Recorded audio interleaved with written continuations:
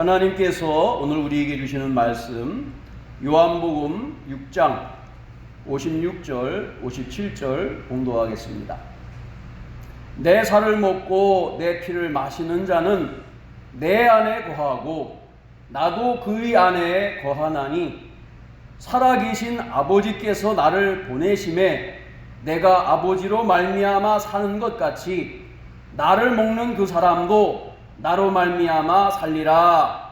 아멘. 승리하는 비결이라는 제목으로 은혜를 나누고자 합니다. 윌리엄 B. 어빈리가 쓴 좌절의 기술이라는 책이 있습니다. 이 책 내용에 보면은 13살 먹은 베서니 해밀턴이 나오는데 서핑 선수입니다. 서핑 아시죠? 이렇게 큰 보드같이 생긴 것을 타는 그러한 스포츠인데, 이 좌절의 기술에는 이 해밀턴이라는 소녀가 서핑을 하다가 갑자기 회색 물체가 딱 나타나면서 팔을 물어버렸어. 상어야. 한 번에 그냥 팔이 날아갔어. 그러고선 구조를 받았는데, 이 한 팔이 날아가니까 서핑을 할 수가 없죠. 이렇게 하고선 균형을 맞춰야 되는데 탈 수가 없는 거예요. 좌절 가운데 있었어요. 침대에서 이것이 낫기를 기다리면서 26일 만에 생각을 했어요. 내가 다시 서핑을 할 수가 있을까? 내 꿈은 서핑 선수, 나중에는 프로 선수가 되어서 살고 싶은데 꿈이 좌절되는 것을 느꼈어. 그래도 태어나고 난 다음에 자신이 서핑을 한번 해보자 해가지고선 서핑을 타보니까 아니나 다를까요? 한 손으로 저어서 가는 게 쉽지 않고 중심을 이 한 팔의 무게가 주행하면서 잡아주는 게 쉽지 않아요. 그래서 어떻게 여러 번 넘어지다가 해보니까 어떻게 중심을 좀 그래도 잡을 것 같아. 워낙 잘 타니까. 좌절하지 않고 자기가 계속 도전했어요. 그래서 이렇게 다치고 난 다음에 탈이 하나 없이 2년 후에 이 해밀턴은 미국 전체 서핑 선수권 대회에서 우승을 하게 돼요. 그리고 프로 선수로 전향을 하고 많은 대회에서 우승을 하게 됩니다. 이 책에서 말하는 바는 해밀턴이 자기의 당한 불행을 좌절하지 않고 극복해 나갔다는 거예요.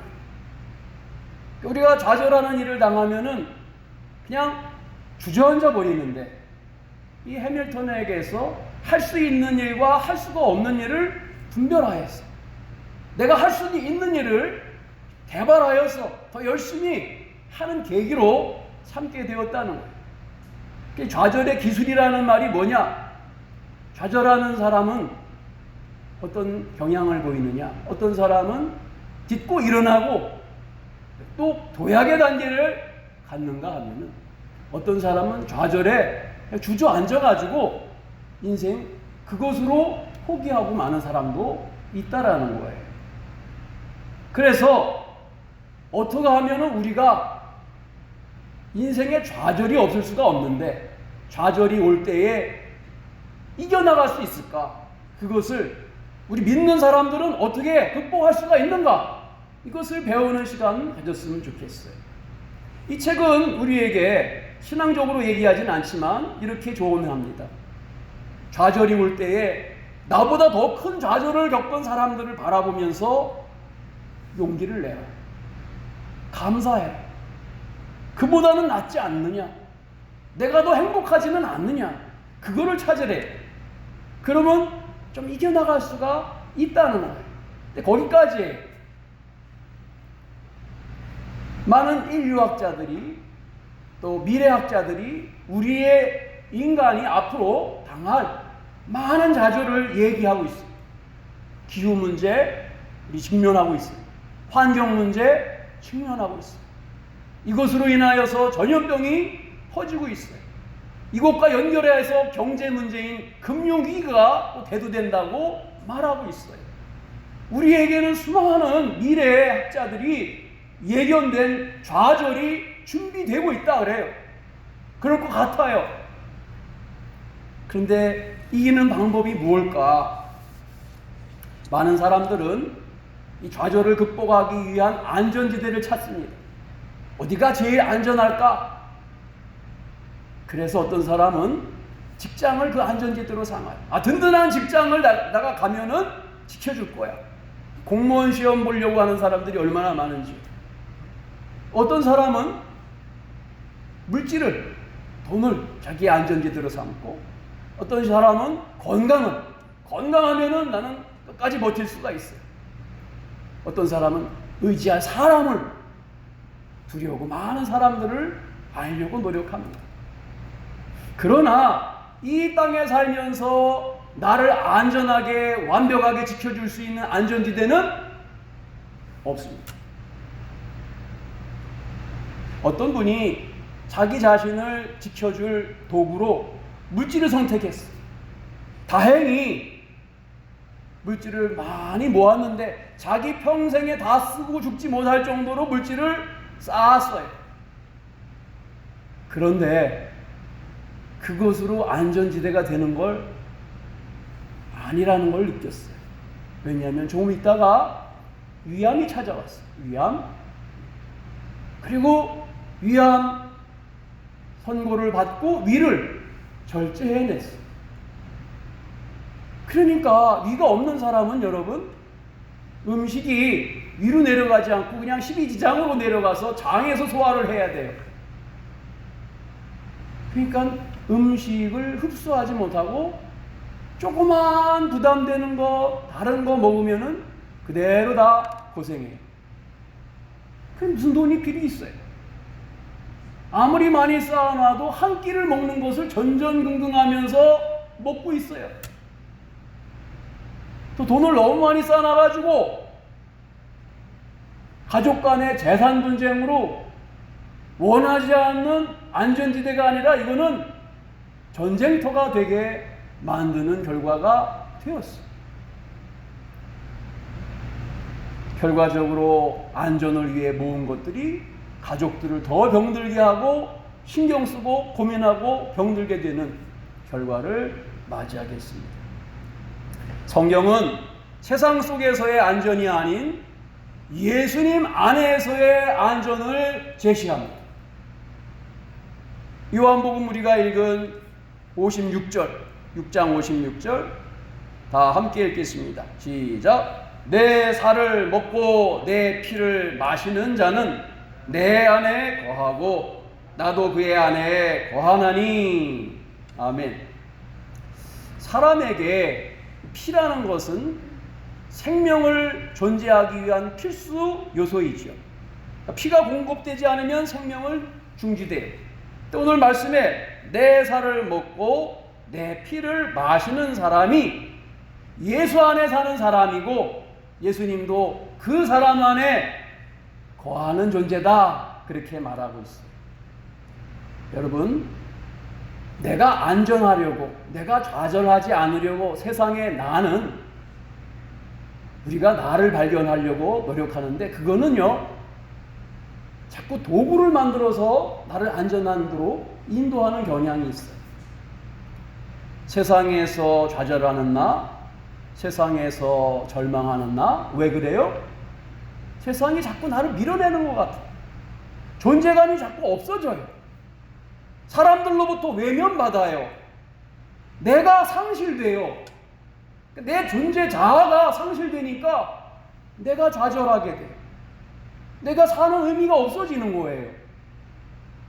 예수님 안에 거하라, 내 피를 먹고 내 살을 마시라는 것은 내가 예수님 안에 있는 존재를 발견하라, 존재감을 발견하라. 세상은 우리를 무가치한 존재라고 밀어내요. 좌절하는 사람에게, 존재감을 상실한 사람에게. 그런데 성경의 말씀은 뭐라 그러느냐? 세상 가운데는 너의 존재감을 어떤 소유로 찾게 만들지만은 예수 안에 있는 존재감은 그냥 예수 안에서 예수님의 피와 살을 먹고 마시면은, 그걸 인식하면은 내 존재가 하나님의 버릴 수가 없는 선택받은 자녀라는 것을 깨닫게 된다. 그 자체가 너의 존재다. 그 자체가 네가 하나님의 자녀가 되고 아들, 딸이 되는 증거다. 그 자체가 예수님이 이 땅에 오셔서 이기신 비결이다. 여러분, 예수님이 인간의 몸을 입고 이 땅에 오셨을 때에 어떤 존재감이 있었을까요? 목수의 아들? 12제자의 선생님? 랍비? 예수님은 하나님 안에 하나님의 아들이라는, 하나님이라는 존재감으로 이 땅을 사셨어요. 그러니까 침뱉음 당하고 모욕을 당하고 미쳤다고 그러고 모든 수욕을 감당하실 수가 있었어요. 왜? 세상의 판단이 나에게 영향 미치지 않기 때문에, 나는 하나님 안에 있기 때문에, 하나님의 아들이기 때문에 전혀 영향을 받지 않으셨어요. 예수님 안에서 예수님의 살을 먹고 피를 마시는 나의 존재를 발견할 수 있기를 축원합니다. 예수님이 나를 사랑하사 자신의 살과 피를 먹이신 나, 예수님과 하나 되어 그분 안에 있는 나, 내가 그분 안에 살아가는 나의 존재 가치를 발견하라는 말씀이, 세상에 나는 세상이 밀어내는 나, 낙오되어서 절망하는 나, 추락하는 나, 그것이 아닌 세상 속에서 예수님과 연결된 나, 예수 안에서 인정받는 하나님의 자녀로서의 나, 천국 백성으로서 잠시 나그네의 삶을 사는 나, 세상은 뭐라 그래도 하나님은 나를, 너는 내 사랑이야, 내 전부야 라고 말씀하는 나를 예수 안에서 발견하라는 거예요. 예수님의 피는 영적인 생명력을 공급합니다. 마치 태아와 산모가 탯줄로 연결되어서 태아가 생명을 공급받아서 살듯이, 예수님의 피와 살을 먹는 나는 예수의 생명 안에서 예수님과 연결되어서 예수님의 능력과 생명을 공급받으며 사는 안전한 지대에 사는 내가 될 수가 있다. 그것이 안전이다. 세상에서 존재감이 상실될 때에 예수 안에 있는 나 자신의 존재감을 발견하고 찾아라. 붙들어라. 예수 보혈의 피는 나를 구원하신 은혜입니다. 그 피가 상실되면은 감사가 떠나가고 불안하고 염려가 찾아오고 좌절하게 됩니다. 그래서 세상 가운데 굴복하게 되지요. 예수의 보혈은 나의 가치를 깨닫게 만드는 능력이 있습니다. 오늘 읽은 6장 57절 말씀, 살아계신 아버지께서 나를 보내심에 내가 아버지로 말미암아 사는 것 같이 나를 먹는 그 사람도 나로 말미암아 살리라. 예수님은 이 땅에서 살아야 할 이유를 아버지 안에서 찾으셨습니다. 하나님의 보좌의 우편에 앉을 영광의 권세 가운데서 찾으셨습니다. 세상 좌절 속에서 고통하며 눈물 흘리는 우리를 구하라, 나를 구하라는 하나님의 음성, 그 음성을 듣고 그것을 이루는 것이 아들 예수님의 사명이었고 기쁨이었습니다. 예수님의 일생을 보십시오.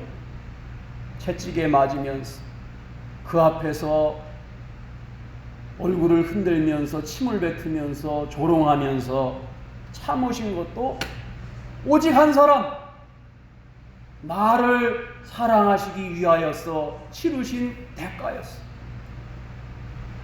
십자가에서 살을 찢고 피를 흘리신 것도 오직 나라는 사람을 사랑하기 위한 대가였습니다. 너무 비싼 희생이었기 때문에 예수님에게 있어서 우리는 버릴 수 없는 당신의 전부입니다. 예수님의 관점에서 여러분 바라보길 바랍니다. 나는 누구인가? 얼마나 예수님이 나를 사랑하시면은 당신의 모든 것을 포기하시면서 나를 사랑하시기 위한 대가를 치르셨는가? 그 사랑이 내 마음속에 믿어지고 맞다, 그 사랑이 맞다 영접하고 내가 예수님 안으로 들어가는 사람은 예수님 안에서 평안함과 안전함을 누릴 수가 있습니다. 그것이 예수 아니? 스바냐 3장 17절에 하나님이 이런 마음을 고백하십니다. 너의 하나님 여호와가 너희 가운데 계시니 그는 구원을 베푸실 전능자이시라. 그가 너로 말미암아 기쁨을 이기지 못하며 너를 잠잠히 사랑하시며 너로 말미암아 즐거이 부르며 기뻐하시리라 하리라. 잘나서요? 이뻐서요? 똑똑해서요? 신앙이 좋아서요? 아니에요. 나를 사랑하셨어. 왜 사랑하셔요? 그냥 널 사랑해. 내 자녀니까 사랑해. 내 아들 예수를 보내서 너를 위해서 살을 찢고 피를 찢었기 때문에 널 사랑해. 여러분 부모님에게 물어봐요. 엄마 왜 날 사랑해? 내가 너 낳았으니까 사랑하지. 이유가 있냐? 내 자식이니까 사랑하지. 널 사랑한단다. 예수님 왜 사랑해요? 너 위해서 피 흘렸기 때문에 사랑하지. 너 위해서 십자가에 내가 죽었기 때문에 널 사랑하지. 이유가 있냐? 너는 내 전부야. 세상이 뭐라 그래도, 세상이 너에게 밀어내고 너를 절망시키게 만들어도 너는 나의 자랑이야. 너는 나의 전부야. 내가 너를 낳았기 때문에 그래. 너로 말미암아 기쁨을 이기지 못하며 너를 잠잠히 사랑하며 너로 말미암아 즐거이 내 이름을 부르며 기뻐한다. 그 고백이 우리 심령 속에 들려지기를 축원합니다. 어디에서요? 세상 가운데 좌절한 문제 앞에서 말이에요. 야, 내가 누군데? 이 정도 가지고 세상에게 무시당할 사람 아니야. 하나님의 자녀인데 하나님이 나를 인정하시고 그 피와 그 살을 찢으신 전부인 나인데 이제 그 사랑의 힘으로 이 황량한 세상 속에서 가장 뜨거운 예수 사랑의 힘으로 좌절을 딛고 감사를 고백하기를 축원합니다. 주님 감사해요. 고마워요. 세상에 내 모습 이게 전부라면 얼마나 슬펐을까요? 그런데 하나님이 나를 사랑하는 하나님 자녀라니 너무나 감사합니다. 천국 백성이라니 잠깐 안개와 같은 이 땅 그냥 들렀다가 떠나갑니다. 나는 하나님을 사랑합니다. 나는 예수님을 사랑합니다. 나를 사랑하신 예수님과 하나님의 사랑으로 이 세상을 이기는 우리 모든 교회가 되기를 예수의 이름으로 축원합니다. 아멘. 기도하겠습니다. 왕이신 하나님, 세상은 우리를 향하여 예수님을 대하듯 마구 대할 때가 있습니다. 노하지 않고 좌절하지 않고 낙심하지 않게 하시고 예수 안에 있는 나, 하나님이 인정하시는 나를 너무나 존중히 여기셔서 피와 살을 다 희생하시면서 너는 내 사랑이라고 말씀하시는 주님을 예수님 안에서 만나게 하시고 그 예수님이 내 안에 있음을 발견하여 승리하게 해 주시옵소서. 예수님의 이름으로 축복하며 기도드립니다. 아멘.